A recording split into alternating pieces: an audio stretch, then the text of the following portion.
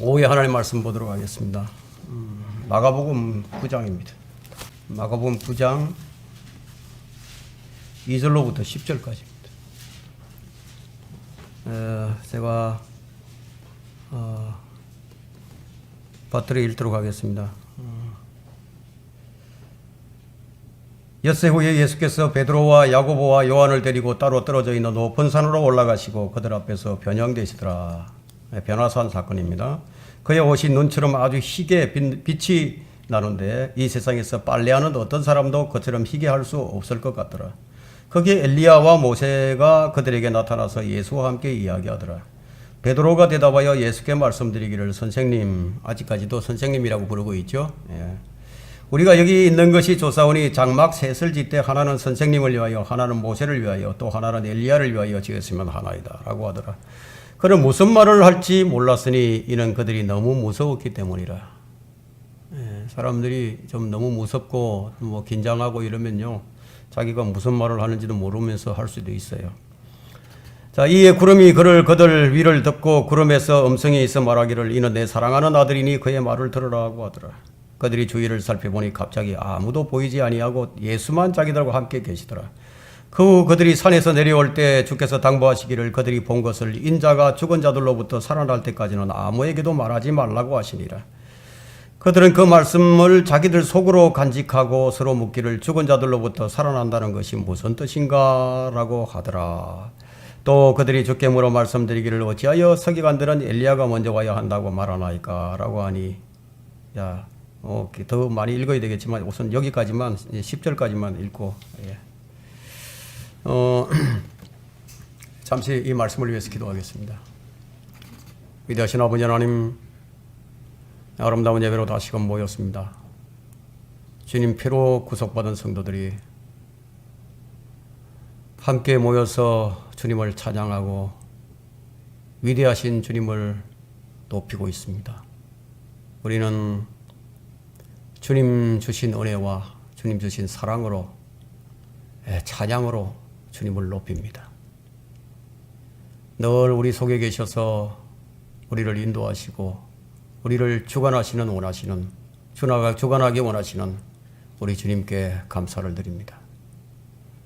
우리가 이 세상을 살아가는 동안에 오직 주님을 힘입어서 주님을 섬기는 신실한 성도들이 될 수 있도록 저희들을 늘 염려 주시고 인도해 주시기를 원합니다. 방금 읽은 이 말씀은 변화산 사건입니다. 이 변화산 사건을 통해서 우리에게 무엇을 보여주시기 원하시는지, 왜 이 변화산 사건을 먼저 제자 세 사람에게 보여주었는지, 오늘 이러한 사건들을 통해서 많은 것들을 깨우쳐 주시기를 원합니다.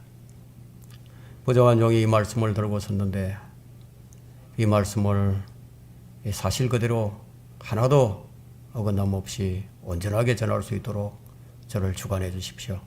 우리 성도들의 마음과 생각을 이 말씀에 집중시켜 주시고, 또 이 말씀을 통해서 영적인 힘을 얻고 이 어려운 때를 충분히 넉넉하게 견디며 살아갈 수 있도록 인도해 주시기를 원합니다. 오늘 이 말씀의 주제가 주의 인도하심을 따라입니다. 우리가 주님 오실 때까지 주의 인도하심을 따라 사는 것이 무엇인지 오늘 배우고자 합니다. 저희들에게 많은 것을 일깨워 주십시오. 악한 마귀 방해하지 못하도록 지켜주십시오. 감사드리며 주 예수 그리스도 이름으로 기도했습니다. 아멘.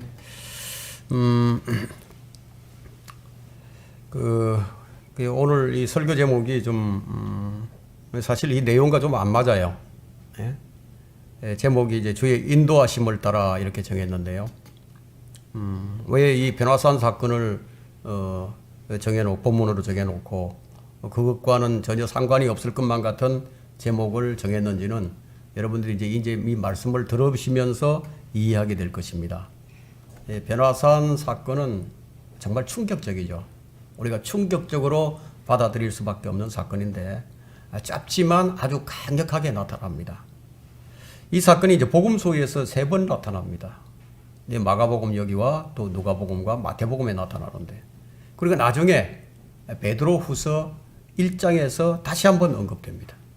이 변화산 사건은 초림 때 있었던 사건이지만 이것은 앞으로 다가올 미래와 어떤 연결고리가 있는지 그것을 좀 살펴볼 것이고요. 그리고 이 일이 언제 날 것인가, 언제 일어날 것인가, 이것에 대해서도 함께 강론해 나갈 겁니다. 우리 신앙생활의 기본은 주의 인도하심을 따라 사는 것인데, 주의 인도하심을 따라 산다는 것이 쉬운 것 같죠. 쉬운 것 같지만 참 어렵습니다. 근데 많은 사람들이 여기서 실패를 합니다. 왜 이게 잘 안 되느냐 이거예요. 여러분 스스로에게 한번 질문을 해보시기 바랍니다. 이렇게 너의 주인이 누구냐고, 너의 주인이 누구냐고, 이 질문에 여러분들 스스로 정직하게 한번 답변을 해보세요. 거기에 답이 있을 겁니다. 지금 나는 살아도 주를 위해서, 죽어도 주를 위해서 살고 있는 것인가? 아마 주님과의 주종관계가 아마 분명하지 못할 겁니다. 아마도 자기 자신을 위해서 살고 있을 것입니다. 자, 주님이 주인인 것이 분명하다면 그 사람은 주님의 발자취를 따라서 살아가고 있겠죠? 그러나 자기가 주인인 사람은 자기 생각에 의해서 따라갑니다. 이런 차이가 있어요. 이 선택적이죠. 마태복음은 왕으로 오신 주 예수 그리스도, 그분을 관점으로 해서 기록을 했고요. 또 이 누가복음은요, 인자로 오신 예수 그리스도예요. 인자로 오신 예수 그리스도, 사람의 아들로 오셨다 이거예요. 그런 관점으로 기록이 되었고, 마가복음은 종으로 오신 주 예수 그리스도, 종으로 오신 주 예수 그리스도, 그런 관점으로 기록이 되어 있습니다. 그래서 오늘 여기서 오늘 본문을 왜 지금 마태복음도 아니고 누가복음도 아니고 마가복음으로 선택을 했는지 아마 이해가 됐을 겁니다. 제가 주종관계를 말씀드렸잖아요. 그렇죠? 자, 주님은 마가복음에서 하나님과 자신의 주종관계를 분명히 나타내셨는데, 우리는 주님과의 주종관계가 분명하게 확립이 되어야 됩니다. 그렇게 되면 나의 길이 아닌 주의 길을 걷게 될 겁니다. 주의 길과 나의 길, 그 선택의 출발점이 어디냐 이거예요.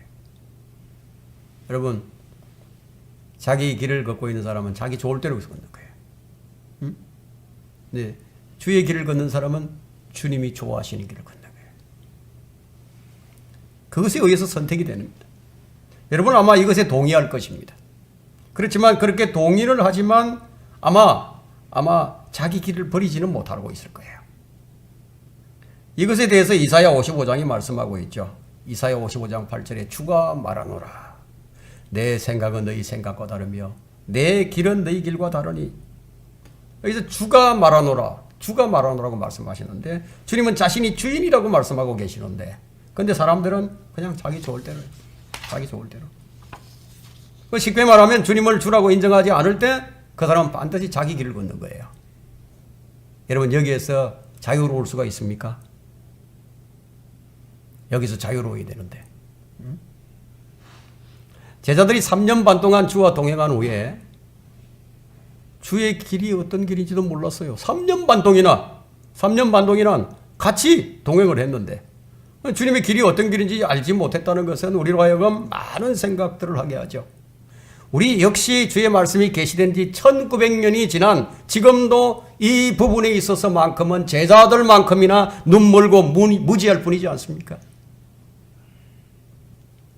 그 이유를 찾는 것이 성경을 아는 거예요. 이것이 주체가 누구냐의 문제예요. 자기 생각에 따라서 걷는 사람은 자기가 주인이에요. 절대로 주님이 주인이 아니라는 거예요. 여러분 주의 인도하심을 따라서 말은 좋죠.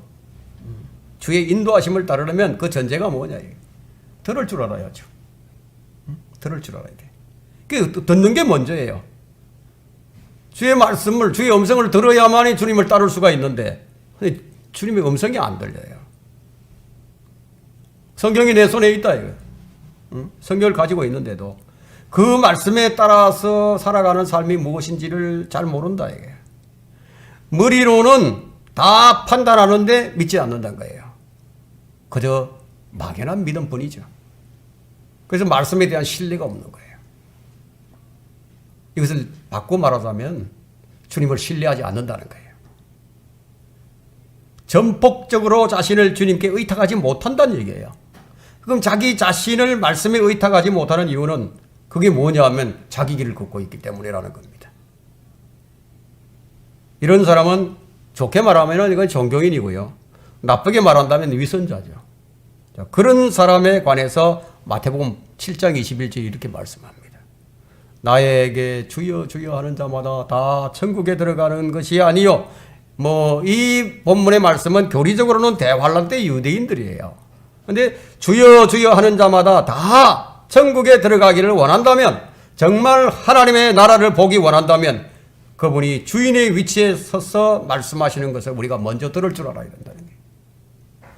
주여 주여 먼저 입으로 부르기 전에 그분의 음성을 들을 줄 알아야 된다. 이게 어떤 말씀을 드려야 하는가? 이사야 55장 7절에 있는 말씀이에요. 악인은 자기의 길을, 불의한 자는 자기의 생각들을 버리고 주께로 돌아오라. 그리하면 주께서 그에게 자비를 베푸시리라. 우리 하나님께로 돌아오라. 그가 넘치게 용서하실 것이라. 넘치게 용서하신다. 그냥 돌아오는 게 아니라 버리고 돌아오라. 버리고. 주의 음성을 듣지 않고 순종하지 않으면서, 그러면서 주라고 부르기 때문에 자신이 주인인데 거짓말하고 있는 거죠. 아마 여기에 찔려야 하는 사람들이 엄청 많을 거예요. 하나님의 말씀은 칼입니다. 그 말씀의 칼을 듣는데 전혀 찔림이 없다. 아무런 반응이 없다. 그 사람은 죽은 사람이죠. 감각이 없다 이거야. 찔러도 아픈 줄 모르니까. 입으로만 주여 주여 한다고, 그건 입술의 고백이지 진실된 고백이 아니랍니다. 아니다 이거예요. 말로써 주라고 부른다고 주로 인정이 되는 것이 아니라 고백 이전에 주의 음성에 굴복함이 없이는 불가능하다. 오늘 우리는 이 목자와 이 양에 관해서 다루어 나갈 것인데요. 주님이 우리의 목자인 이유가 뭐냐? 여러 가지 이유가 있겠지만 그보다도 먼저 그분이 양이 되셨기 때문이에요. 그분이 먼저 양이 되셨어요. 제물로 드려주셨어요. 그 목자는 항상 양에 앞서서 나가죠. 목자가 뒤에서 이렇게 하지 않아요. 항상 앞서서 나갑니다. 그분이 먼저 우리를 사랑하시고, 그분이 먼저 우리를 위해서 죽으시고, 그분이 먼저 우리를 위해서 부활하시고, 그분이 항상 앞서 나가셨다. 그래서 그분이 우리 목자십니다. 그 목자 되신 주님은 우리의 풍성함과 우리의 영생과 우리의 영광 가운데서 누릴 수 있는 보장이 되셨습니다. 양들은 목자의 음성을 듣고 따르는 사람들이에요. 오늘 이 말씀이 참 일반적인 설교가 아니에요. 좀 색다른 설교가 될 것인데, 왜냐하면 보통 이 목자와 양의 관계를 설교할 때는 시편 23편 가죠. 시편 23편으로 가거나 아니면 요한복음 10장으로 달려갑니다. 그것을 본문으로 삼는데 오늘 그렇게 하지 않았거든요. 좀 색다른 설교죠. 그래서 자, 주의 인도하심을 따라 첫 번째는, 양들은 목자가 인도하는 대로 그곳이 어디가 되었든 따라갑니다. 어디가 되었든 그게 중요합니다. 양들에게는 순종만 있어요. 근데 목자의 음성을 놓치면 끝장이에요. 여러분 출애굽기 3장 1절 한번 펼쳐보십시오.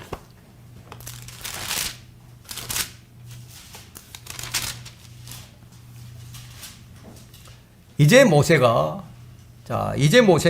그 장인 미디안 제사장 이드로의 양떼를 치는데, 그가 그 양떼를 광야의 뒤편으로 인도하여 하나님의 산 호렙에 이르렀더니, 좀 이상하지 않습니까? 그 목자로서 모세가 지금 어디로 끌고 가죠, 양떼를? 이것은 목자로서 모세가 이스라엘을 다시 이곳으로 이끌고 나올 모형이 됩니다. 우리의 상식으로 볼 때는 이 목자는 정상적인 목자라고 보기가 어렵습니다. 왜냐하면 광야 뒤편에는 풀 한 폭이 없는, 풀도 없어요. 풀 한 포기가 없는 하나님의 산 호렙에 양들을 데리고 가는 거예요. 거기에는 물도 없고 풀도 없는데 거기서 데려갑니다. 그 정상적이지 않아요. 그죠? 정상적이지 않죠. 그럼 여기에 어떤 의미가 있느냐는 겁니까? 어떤 의미가 있겠죠, 분명히. 목자이신 주님은 우리를 먼저 잔잔한 물가 푸른 초장으로 데려가시는 것이 아니라는 거예요. 먼저 어디로 데려가시느냐? 죽음의 그림자의 골짜기로 데려가십니다. 죽음의 골짜기로. 이게 무엇을 의미하냐? 철저한 자기 부인이에요. 자기 십자가를 지고 주님을 따라야 하는 십자가의 길로 데려가시는 겁니다. 구원받고 나면 그래서요, 그때부터 믿음의 시련이 시작되는 거예요.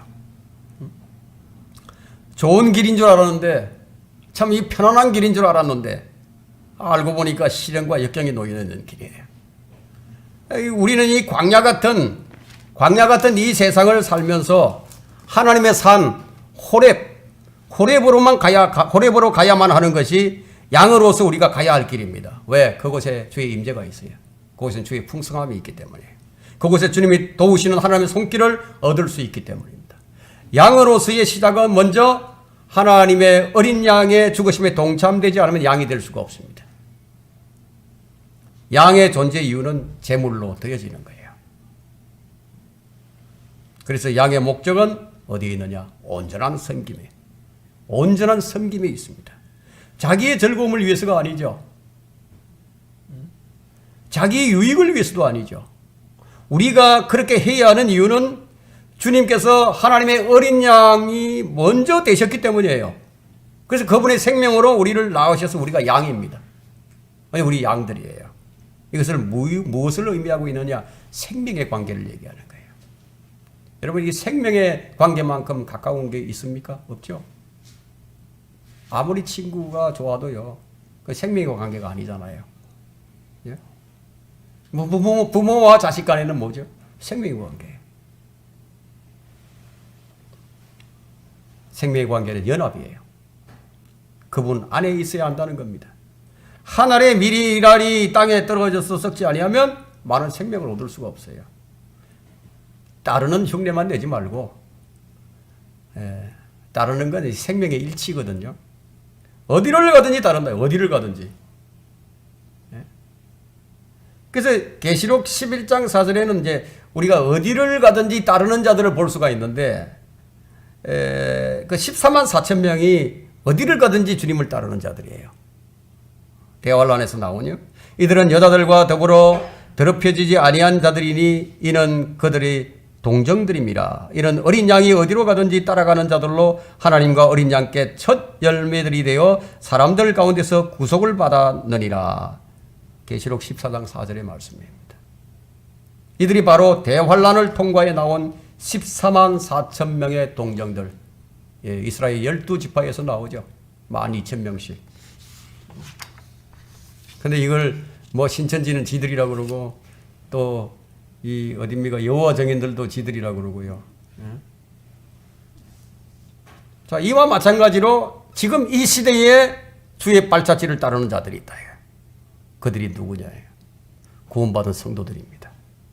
베드로전서 2장 21절에 이를 위하여 너희가 부르심을 받았으니 그리스도도 우리를 위하여 고난을 받으시고, 그리스도가 고난을 받으신 것은 전부 우리 때문이에요. 우리를 위하여 고난을 받으시고 우리에게 한 본을 남겨놓으시고 너희로 그의 발자취를 따르게 하셨느니라. 주님께서 목자로서 우리를 부르신 것은 뭐냐? 주의 발자취를 따르게 하는 데 있습니다. 주님께서 가신 길이에요. 그 요한복음을 보게 되면 그분이 아주 요한복음에서 나오는 것은 십자가로 가시는 그분의 모습을 우리가 볼 수 있습니다. 십자가를 향하여 가는 길을 계속 가시는 거예요. 요한복음이 그걸 나타냅니다. 우리가 양이라면 주님께서 가신 그 길을 따라갑니다. 다른 선택이 없어요. 목자의 음성 하나만 듣고 갑니다. 그러니까 모세가 양들을 데리고 어디로 갔습니까? 주의 산으로 간 거예요. 호렙 뒤편으로 갔다. 그러면 이게 뭐냐면 양들은 선택을 하지 않고 따른다는 거예요. 그곳에 물이 있든지 아니면 불이 있든지 햇볕이 내리쬐든지 살 곳인지 죽을 곳인지 이리가 있든지 상관하지 않는다는 거예요. 그건 목자가 상관할 일이고, 나의 유일한 선택은 목자의 음성을 듣고 목자를 따라가는 거예요. 다른 선택을 하지 않는다는 겁니다. 어디로 가든지 이게 규칙을 잘 지키는 거예요. 우리 믿음의 여정이 이것저것 막 살펴볼 게 아니라 우리 경주자들이잖아요. 다 한 곳만 바라보고 가는 거죠. 양들은요, 다른 선택이 없어요. 어디를 가든 따르는 자들이지. 그럼 나는 지금 양으로서의 목자를 따르고 있는 것인가? 내 마음에 안 든다. 기분이 좀 안 좋다. 기분도 안 좋고 불평이 가득한 채 뭐 이것저것 따지면서 내게 유익한가 아니면 힘이 드는가 고통스러운가 이건 좀 피하고 싶은데 이런 생각으로 억지로 따라간다면 이런 코로나 팬데믹을 어떻게 통과할 것인가 하는 겁니까? 어떻게 통과하죠? 코로나보다 더 아주 지독한 그런 역경이 닥칠 수도 있는데 코로나 팬데믹이 푸른 초장인가요? 역경이에요. 그러나 이것이 우리가 통과해야 할 길이라면 주님께서 허락하신 길이라면 우리가 외면하고 피할 것인가? 오늘의 말씀이 참 많은 것을 생각하게 할 것입니다. 고난과 역경의 길인 것만 같은 그 길을 묵묵히 따라가면 그 길을 통과하면 그때 무엇이 주어질까요? 우리의 기쁨이 충만해지는 거예요. 역경을 통과하는 방법은 말씀을 지키는 것밖에 없어요. 지금 이 시대에 주님께서 음성을 들려줘가지고 너는 나를 따라와 이렇게 하지 않는다. 이게 말씀을 따라서 말씀을 지키는 것밖에 없죠. 요한복음 5장 10절을 한번 15장 10절을 한번 펼쳐보십시오. 요한복음 15장 10절.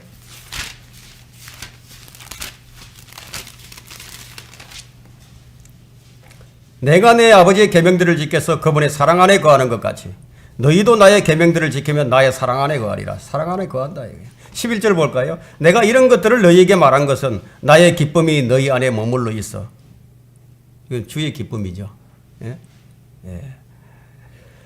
너희의 기쁨이 충만하게 하려는 것이니라. 너희도 나의 계명들을 지키면 이 말씀의 의미는 주의 음성을 따르게 되면 이런 뜻이 있습니다. 너희의 기쁨이 충만하게 되려 함이리라고 했는데 우리의 기쁨은 무엇입니까? 우리의 삶의 행복인가요? 부자로 사는 건가요? 우리 이 지상의 안락한 생활인가요? 평안함인가요? 우리의 진정한 기쁨은 무엇입니까? 여러분, 우리의 진정한 기쁨이 무엇이라고 생각하세요? 주님과의 동행입니다. 주님과의 동행이에요. 그분이 고난을 받을 때 함께 고난을 받고요. 그분이 핍박을 받을 때 함께 핍박을 받고요. 그런데 주님 계신 곳에 있어야만이 그 음성을 들을 수 있을 거 아닙니까? 자꾸만 자기 길을 가니까요. 들어도 안 들리는 거예요. 말씀을 들어도 안 들어와. 자기 생각대로 하니까 집중을 해야 되는데 집중이 안 돼요. 들을 수가 없다 이거예요. 양들의 유일한 기쁨은 목자와 동행하는 것, 그것이 주의 사랑 안에 거하는 겁니다. 그럴 때라야 기쁨이 충만하게 되는 거예요. 왜 내게 기쁨이 없는가? 이토록 오랫동안 신앙생활을 하고 있는데 왜 기쁨이 없는가? 주님 발자취를 따르지 않기 때문에. 주의 음성을 들으면 주의 발자국이요, 눈 위에 찍혀있는 발자국처럼 선명하게 보입니다. 근데 정말 많은 방해물들과 유혹들이 있죠. 자꾸만 시선이 주님이 아닌 다른 곳으로 자꾸 돌아갑니다. 너무 유혹들이 많아요. 주님을 따르는 자는 다른 사람들을 바라볼 필요가 없다. 주변의 잡다한 소리에 신경을 쓰지 않아야 된다. 이 양은 특성이 어떤 특성을 가졌냐면 눈이 나빠요.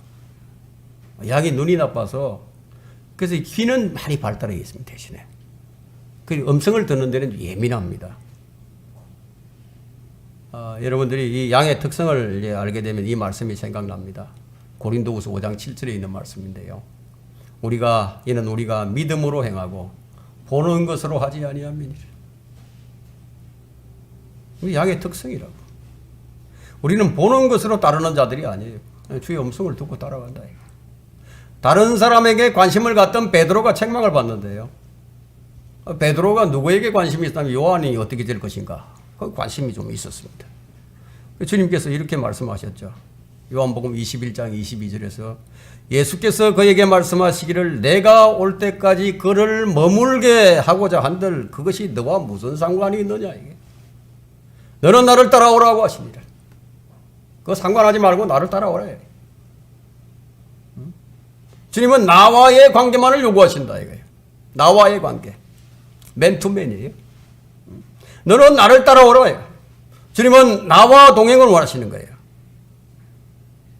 우리는 주님을 따르는데 거기에만 관심을 가져야지 다른 데 관심을 둬서는 안 된다.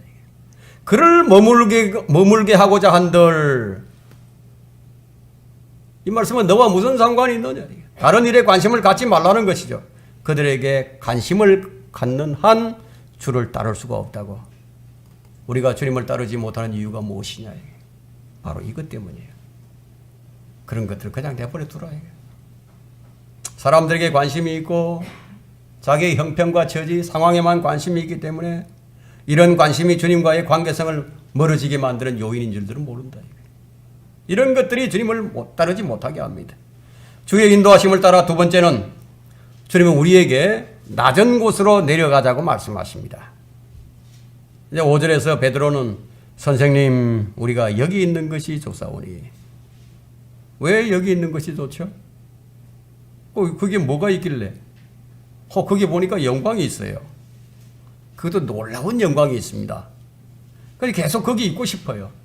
뭔지는 모르지만. 그런데 구절을 보니까 그들이 지금 산에서 내려와 버립니다. 베드로는 장막 셋을 짓고 계속 거기 머물기를 원하는데 근데 주님은 내려가자고 하시고 내려가 버리신다. 이것이 무엇을 말하고자 하느냐면요. 우리 믿음의 여정은 내 좋을 대로 하는 게 아니라는 거예요. 내 좋을 대로 하는 게 아니라고. 믿음의 여정에는 주의 음성에 복종하는 것, 주의 인도하심을 따르는 것입니다. 우리의 믿음의 여정에는 항상 이와 같은 좋은 일만 있는 것이 아니라 기복적인 신앙에서 더 높은 수준의 순종하는 신앙으로 옮겨지는 것이에요. 주의 말씀에 순종하면 무슨 좋은 일이 있겠지, 무슨 즐거움이 있겠지, 무슨 유익이 있겠지. 그래서 순종을 한다면 불순한 마음의 동기로 하는 순종은 그 순종이 아니에요. 순종은 목자의 음성 자체가 유일한 이유예요. 양들은 목자의 음성에 복종하는 것 외에는 없습니다. 주님은 영광 가운데 머물지 아니하시고 거기서 내려오시는 거예요. 때로는 우리가 좀 하나님의 영광을 볼 때도 있습니다. 기쁠 때도 있죠.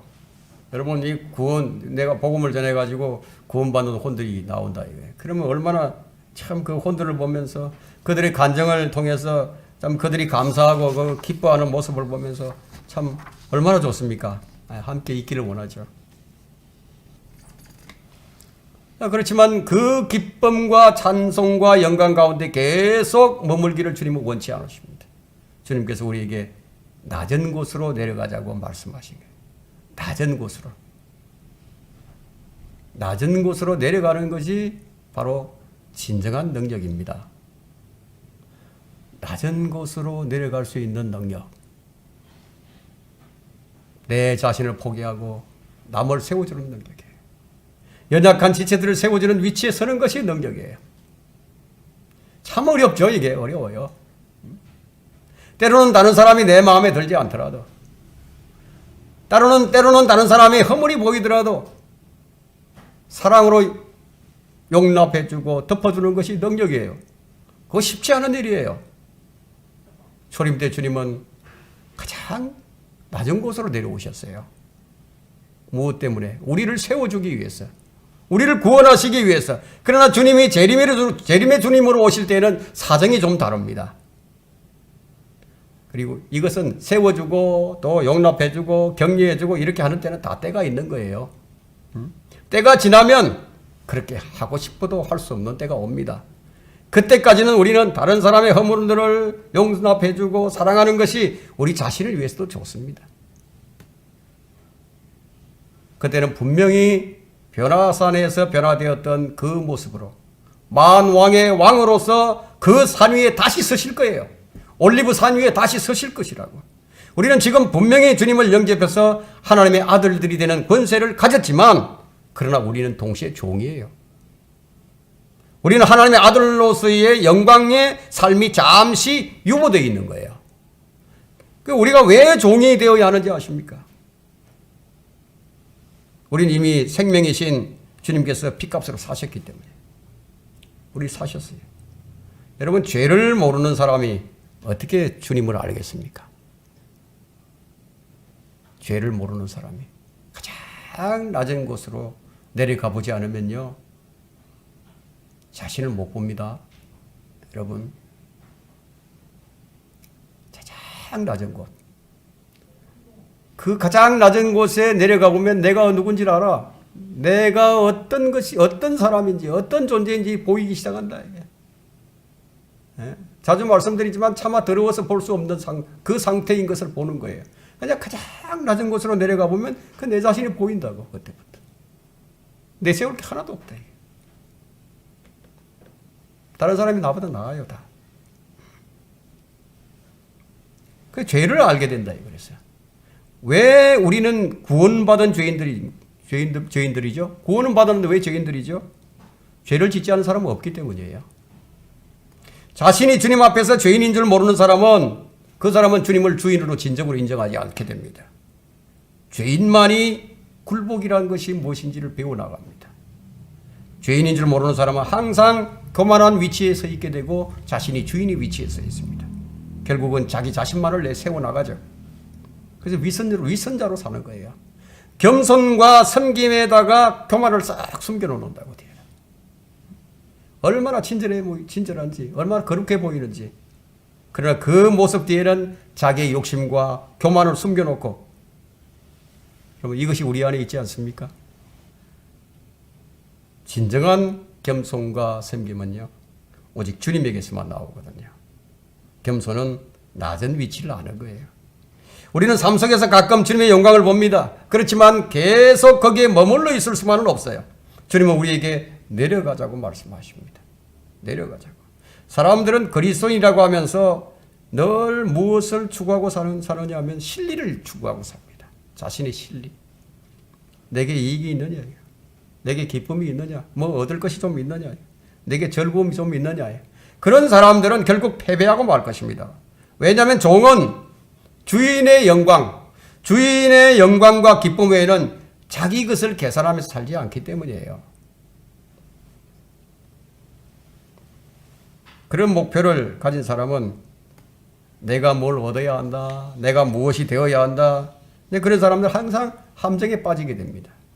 주님을 3년 반 동안 말씀을 전하셨죠. 3년 반 동안. 어떤 대우를 받으셨죠? 그분은 정말 몸이 피곤하셨어요. 그분은 머리 둘 곳도 없었어요. 다른 표현으로는 그분은 실리가 없는 삶을 사셨던 거예요. 물질도 사람들의 인정도 주님께서 기뻐하셨던 것을 성경에서 찾아보기가 참 어렵습니다. 제자들은 또 어떻습니까? 제자들도 마찬가지였죠. 주님을 따른다는 것은요, 내게 어떤 유익이 있는가의 전제가 아니라 그분의 음성을 듣고 따르는 겁니다. 그래야 주의 영광에 참여할 수 있습니다. 이것이 우리의 목표예요. 그렇지만 항상 기뻐합니다. 항상 즐거워합니다. 그러나 이것은 어디까지나 성령 안에서예요. 현실은 죽음의 그림자의 골짜기예요. 현실은 주님의 고난에 동참한다. 그런데 그 가운데서 기쁨과 평안은 성령 안이 아니면 절대 불가능합니다. 여러분, 최선과 차선이 있죠. 주님이 최선이에요. 만일 여러분이 차선을 선택하고 있다면 그 차선은 주님을 대적하게 됩니다. 그리스도인에게는 차선이 없어요. 그리스도인이 차선을 택하면 두 번째 것이 반드시 첫 번째 것을 향해서 싸웁니다. 우리는 주님만이 유일한 가치입니다. 우리가 주님과 함께 내려가야 한다는 것에는 어떤 목적이 있어요. 그 22절을 한번 보세요. 22절 보시면 그 영이 그를 죽이려고 종종 불에도 던지고 물에도 던졌나이다. 그러나 주께서 무엇인가 하실 수 있다면 우리를 가엾게 여겨 도와주소서. 산 위에는 주의 영광이 있었는데 산 밑에 내려오니까 믿음이 없는 자들, 그런 자들만 있어요.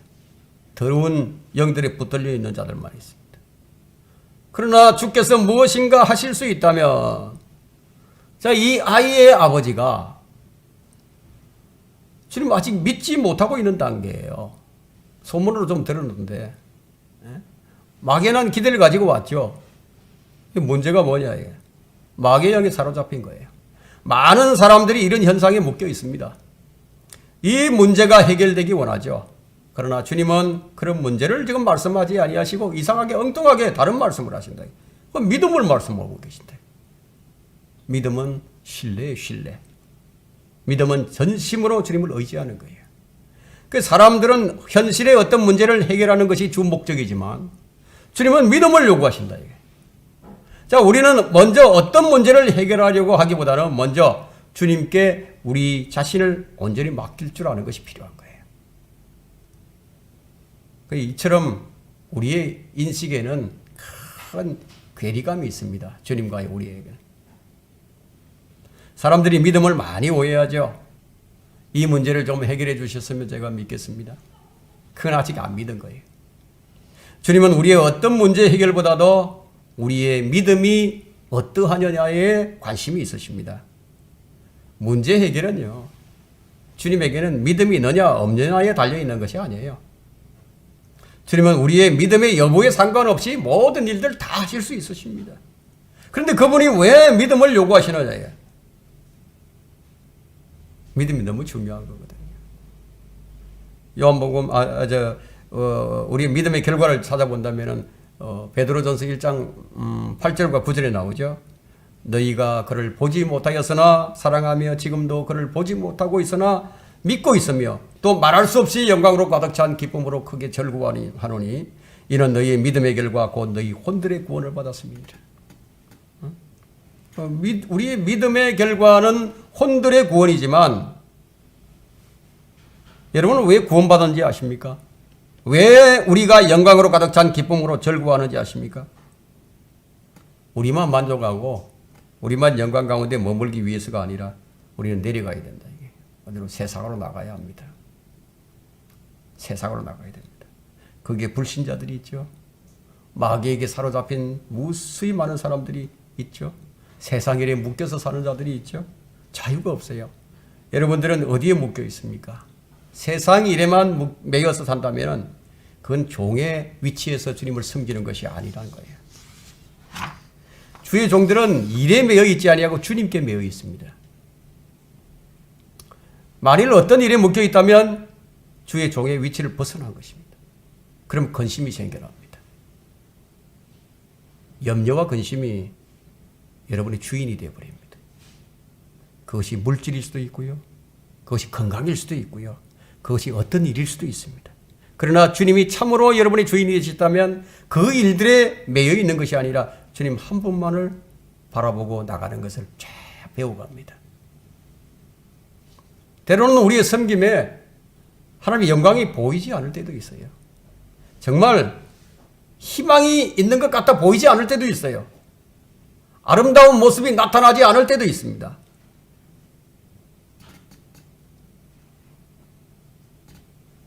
주님이 왜 내려오셨습니까? 어디까지 내려오셨습니까? 주님이 십자가까지 갔습니다. 우리 그리스도인의 참된 가치는 영광의 현장에 있는 게 아니에요. 도움의 손길을 기다리고 있는 자들이 있다 이거예요. 우리를 가엾게 여겨 도와주소서. 이렇게 기다리고 있는 믿음이 없는 사람들에게 우리가 나가야 한다 이거예요. 거기가 어떤 곳이죠? 거기는 시편 23편의 죽음의 그림자의 골짜기입니다. 우리가 무엇을 들고 그 길을 가야 합니까? 구원의 복음을 들고 나가야 하는 거예요. 수많은 사람들이 지옥을 향해 가고 있어요.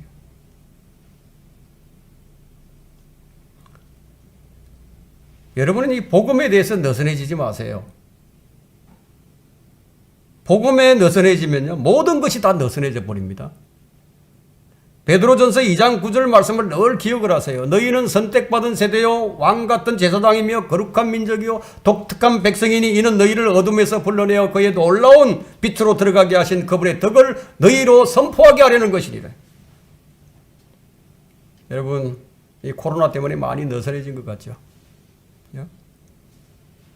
집회 모임이 제한적입니다.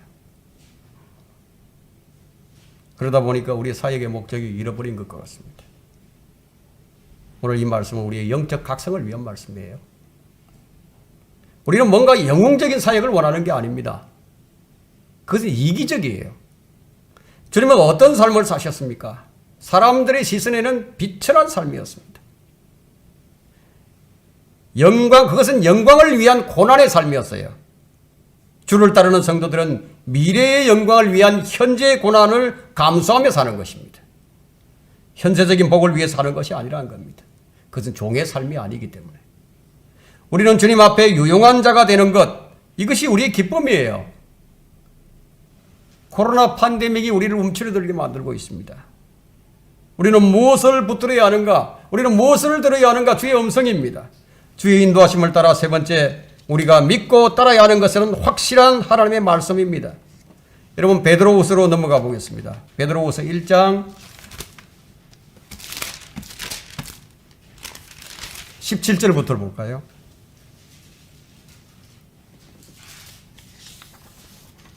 네, 17절부터 보겠습니다. 지극히 큰 영광으로부터 이러한 음성이 그에게 들려오기를 이는 내 사랑하는 아들이요 그 안에서 내가 매우 기뻐하노라 하실 때에 그가 하나님 아버지로부터 존귀와 영광을 받으셨느니라. 이 음성은 우리가 그와 함께 거룩한 산에 있을 때 하늘에서 나온 것을 들은 것이라. 우리에게 이 더 확실한 예언의 말씀이 있으니 날이 새어 샛별이 너희 마음에 떠오르기까지 너희가 어두운 곳에서 빛나는 빛에 주의하듯 이 예언의 말씀에 주의하는 것이 잘하는 것이니라. 먼저 이것을 알지니 성경의 어떤 예언도 사사로운 해석에서 나온 것이 아니니 예언은 예전의 사람의 뜻에서 나온 것이 아니요 오직 하나님의 거룩한 사람들이 성령으로 감동을 받아 말한 것이니라. 이 말씀은 우리가 오늘 본문에서 읽었던 변화산 사건 다시 지금 녹화 중계하고 있는 겁니다. 그런데 19절에서 우리에게 더 확실한 예언의 말씀이 있으니 녹화 중계를 하고 있으면서 그것보다도 더 확실한 게 있다는 거예요. 여러분, 무엇을 봤다, 또 무엇을 들었다, 무엇을 체험했다, 이런 것보다도 더 확실한 것이 있다. 그게 뭐냐? 바로 기록된 말씀이에요. 베드로가 그 현장에 있었을 때는 잘 몰랐는데 참 그게 잊고 싶었고 그 영광 가운데서 떠나고 싶지 않았는데 내가 말씀을 잘 몰랐을 때는 그랬었는데 지금 좀 알고 보니까 이것이 바로 주의 재림을 나타내기 위한 것이었다. 그래서 이렇게 해석하지 아니하면요 사사로운 해석이 되어버립니다. 베드로가 변화산에서 눈으로 목도했을 때는 잘 몰랐던 것을 이제야 그 체험이 무엇을 의미하고 있는지 그 이유를 알게 됐다는 거예요. 목자는 양들을 주의 말씀이 있는 곳으로 데리고 갑니다. 시편 119편 105절 말씀에 보면 주의 말씀은 내 발의 등불이요 내 길의 빛이니이다. 사람들이 말씀을 대면하지만 자꾸만 실패하는 원인이 뭐냐? 자기 스스로 걷기 때문에 실패를 합니다. 자기 스스로 해석을 하는 거예요. 자기 스스로. 자기가 다윗도 아니면서 다윗으로 해석을 하는 거예요. 여러분 생뚱맞죠? 왜 제 얘기를 하는지. 우리 누구를 따르는 자들이에요. 그죠? 자, 사울과 다윗이 있습니다. 사울이 하나님의 기름 부음 받았고 주의 뜻을 잘 이행하고 살다가 잘못을 했어요. 하나님께 버림받았어요. 악령이 들어가 버렸습니다. 다윗도 기름 부음 받았어요. 그런데 사울은 아직 왕이에요. 다윗은 아직 왕이 아니에요. 그런데 사울이 잘못한 것을 다윗은 대적하지 않았죠. 사울은 다윗을 대적하는데 다윗은 사울을 대적하지 않습니다. 왜? 기름 부음 받은 종이라고. 그래서 대적을 하지 않았던 거예요. 죽일 기회가 있었는데 죽이지 않았습니다. 여러분 다윗입니까? 제가 묻고 싶습니다. 여러분 다윗이에요? 여러분 왕입니까? 아니면 따르는 자들입니까? 따르는 자들이 있죠. 두 사람은 인도하는 사람이에요. 사울도 인도하는 사람이에요. 다윗도 인도하는 사람이에요.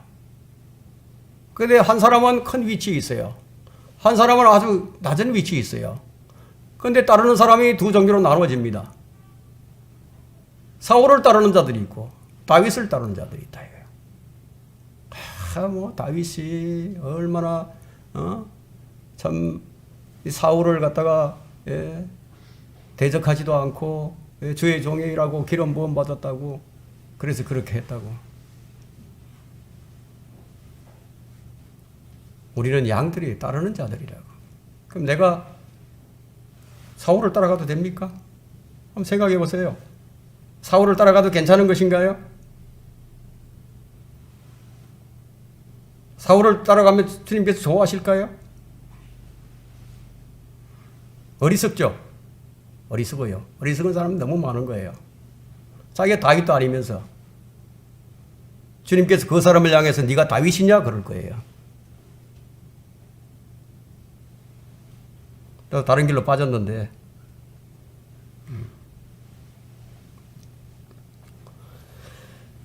말씀이 없이는 걸을 수 없는 길이에요. 주의 말씀은 내 발의 등불이고 내 길의 빛이다. 그러면 나의 길에 나의 길에 늘 주의 말씀이 빛을 비춰야 한다니. 그 주의 말씀 앞에 움직이지 않는 사람은 항상 그 길이 불안함이 있습니다. 발을 떼긴 떼는데 확신도 없다. 요한복음 10장 4절에는 주님 뭐라고 말씀하셨습니까?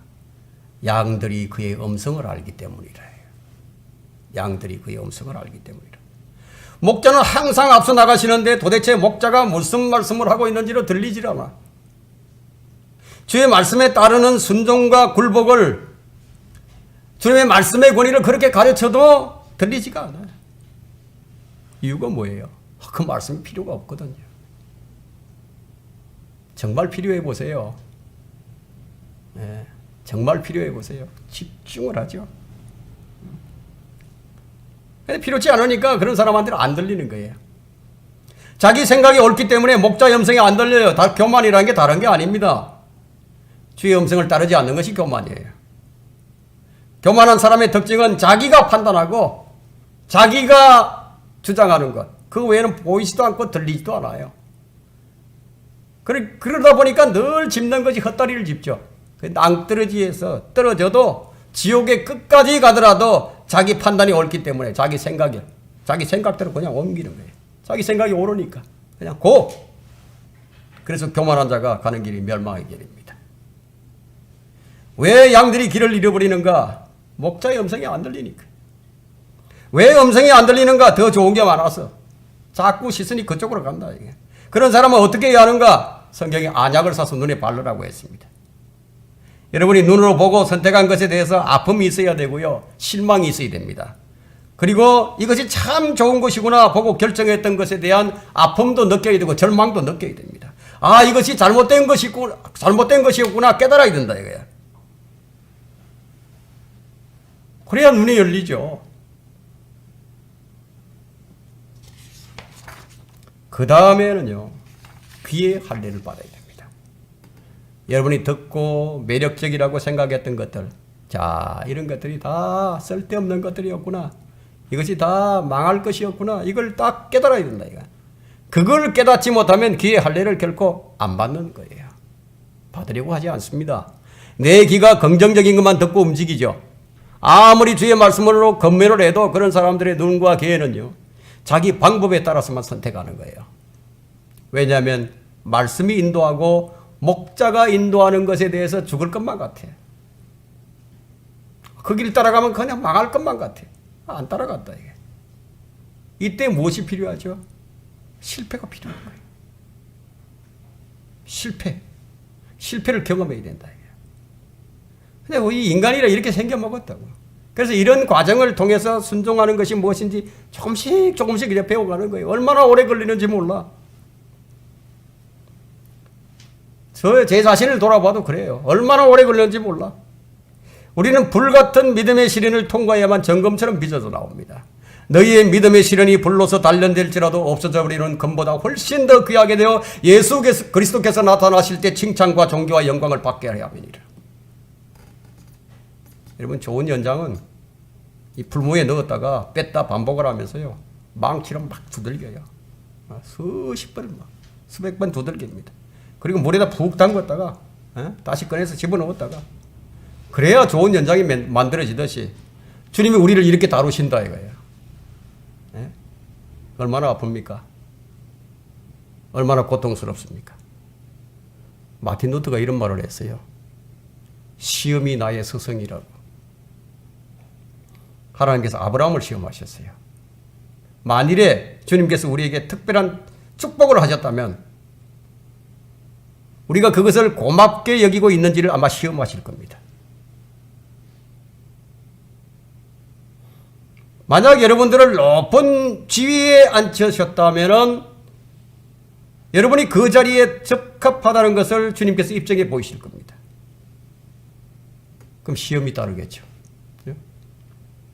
이삭을 주셨다 이거예요. 그러면 이삭을 다시 돌려줄 수 있느냐고 물으실 거예요. 우리는 즉각 대답하는 성도가 되어야 됩니다. 보소서 내가 여기 있나이다. 보소서 내가 여기 있나이다. 주께서 부르시자 즉각 대답이 나오는 거예요. 아브라함은 즉각 대답이 나왔어요. 근데 즉각 대답이 금방 나온 게 아니라고 오랜 과정을 겪었습니다. 아브라함처럼 성도는 항상 주님 내리시는 모든 명령에 기꺼이 순종하는 마음으로 응답을 준비하고 있어야 한다는 거예요. 주님은 왜 양들은 목자의 음성을 듣는다고 말씀하셨느냐? 목자의 음성을 알기 때문이라고 했습니다. 만일 여러분들이 목자의 음성이 들리지 않는다면 자신이 양들인지를 확인을 해봐야 됩니다. 자신이 구원을 확인했다면 그 다음은 무엇이 목자의 음성을 가로막고 있는가? 이 목자의 음성을 가로막고 있는 것이 내게 무엇이 있는가? 그걸 발견을 하고 제거시켜야 된다. 그것을 발견하게 되면 주의 말씀이 여러분의 마음에 샛별처럼 떠오를 거예요. 결론적으로 주님을 따라야 하는 목적은 그분의 영광을 위했습니다. 에베소서 1장 12절에는 이는 먼저 그리스도를 믿었던 우리로 그의 영광을 찬양케 하려 하십니다.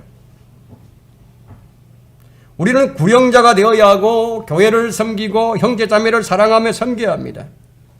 주님께서는 한 사람도 주의 손에서 떨어지는 것을 원치 않으시거든요. 우리 주의 피값으로 사신 자들이 떨어져 나가기를 주님은 원치 않으시는 거예요. 그러나 그것만이 목적이 아니에요. 우리의 삶의 목적 자체가 그분의 영광을 위했습니다. 그분의 영광이에요. 그러므로 너희가 먹든지 마시든지 무엇을 하든지 다 하나님의 영광을 위하여 하라. 이것이 진정한 주님을 따르는 것입니다. 이것이. 우리가 주를 따르는 데는 인내가 필요합니다. 여러분 생각을 해보십시오. 왜 인내가 필요한지. 모세가 양을 광야 뒤편 주의 임재와 영광이 있는 호렙산으로 이끌어 갔습니다. 그게 먹을 것도 없잖아요. 마시는 물도. 인내가 필요해요. 주님은 우리로 자기 십자가를 지는데 우리 십자가를 지고 나를 따르라고 말씀하셨는데 자 인내가 없이 따르지 못하는 길이죠. 그 길은. 주의 말씀은 인내의 말씀이라고 말씀합니다. 계시록 3장 10절에 네가 나의 인내의 말을 지켰기 때문이라. 주님 스스로 내 말은 인내의 말이다 이거예요. 나도 시험 때에 너를 지키리니 이는 온 세상에 임하여 땅 위에 사는 사람들을 시험하는 데라. 인내는 시험을 전제로 합니다. 인내라는 것은 어떤 뜻이 있느냐면 좀 당겨본다. 당겨본다는 뜻이 있거든요. 근데 무슨 말이냐면 순종을 하느냐 안 하느냐 한번 보는 거예요. 바이올린의 음을 맞추기 위해서 줄을 당겨보죠. 그죠? 잘 하느냐 못 하느냐만 시험하시는 거예요. 무엇을 위해서? 주님을 찬양케 하기 위해서.